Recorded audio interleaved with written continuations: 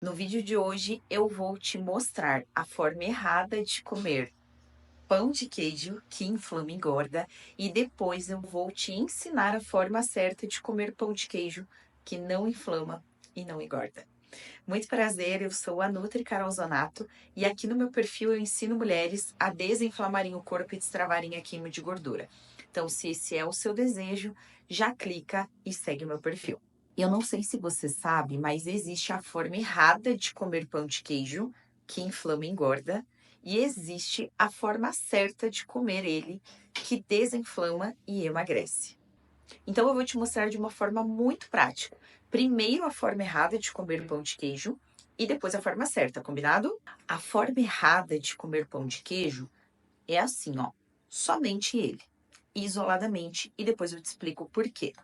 Então vamos lá. Agora são exatamente 8h31 e eu vou comer esses dois pãezinhos de queijo assim, só eles, de uma forma isolada. E depois de 1 hora eu vou medir os meus níveis de açúcar no sangue e vou te mostrar. Então vamos lá.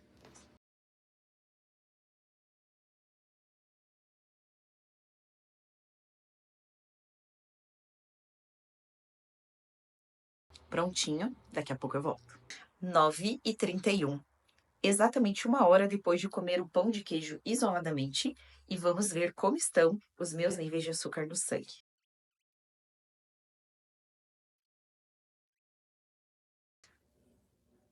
116. Guarde esse número e daqui a pouco eu volto. Agora são 10h31. Esperei exatamente 2 horas após eu comer o pão de queijo isoladamente para normalizar minha glicose. E agora eu vou te mostrar a forma certa de comer pão de queijo que não inflama e não engorda. Então eu vou comer a mesma quantidade de pão de queijo, ou seja, 2 unidades, mas dessa vez eu vou comer junto uma fonte de proteína.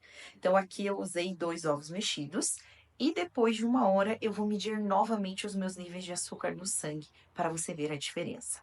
Então, o ideal é sempre esperar 1 hora, pois é o pico máximo da glicose no sangue. Então, vamos lá. Agora são exatamente 10h31 e vamos contar 1 hora a partir daqui.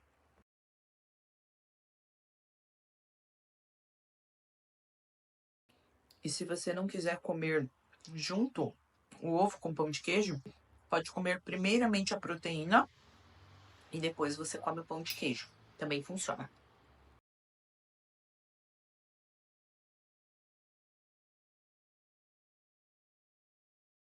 Daqui a pouquinho eu volto. 11h31, 1 hora depois de comer o pão de queijo com os ovos, e eu vou medir novamente os níveis de açúcar no meu sangue. Olha aqui, 91. Conseguiu observar a diferença dos níveis de açúcar no meu sangue quando eu comi o pão de queijo isoladamente, em relação a quando eu comi o pão de queijo só que com a proteína junto? Pois é. Mas e o que isso tem a ver com o processo de desinflamação e emagrecimento, Carol? Absolutamente tudo. Quando você come o pão de queijo isoladamente, os níveis de açúcar no sangue ficam altos. E quando isso acontece de uma forma frequente, gera o que chamamos de resistência à insulina. E esse excesso de açúcar que fica no sangue, ele é convertido basicamente em gordura. Além disso, comer apenas o pão de queijo, você não terá saciedade.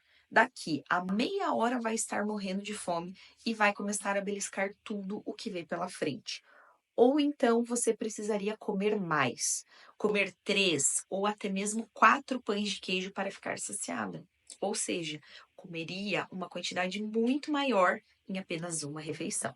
Agora, quando você inclui proteínas no pãozinho de queijo, primeiramente, não terá picos glicêmicos, os níveis de açúcar não ficam altos e você fica muito mais saciada. Porque proteínas, além de reduzirem o índice glicêmico de qualquer carboidrato, evitando os picos glicêmicos, elas nos dão saciedade, impedindo que você coma uma quantidade exagerada de pão de queijo em apenas uma refeição. Ou que você fique beliscando o dia inteiro, o que é extremamente prejudicial para desinflamar e emagrecer. Mas e aí? Gostou desse vídeo? Então já me conta aqui nos comentários. Como você consome o pão de queijo? Sozinho ou sempre com uma proteína?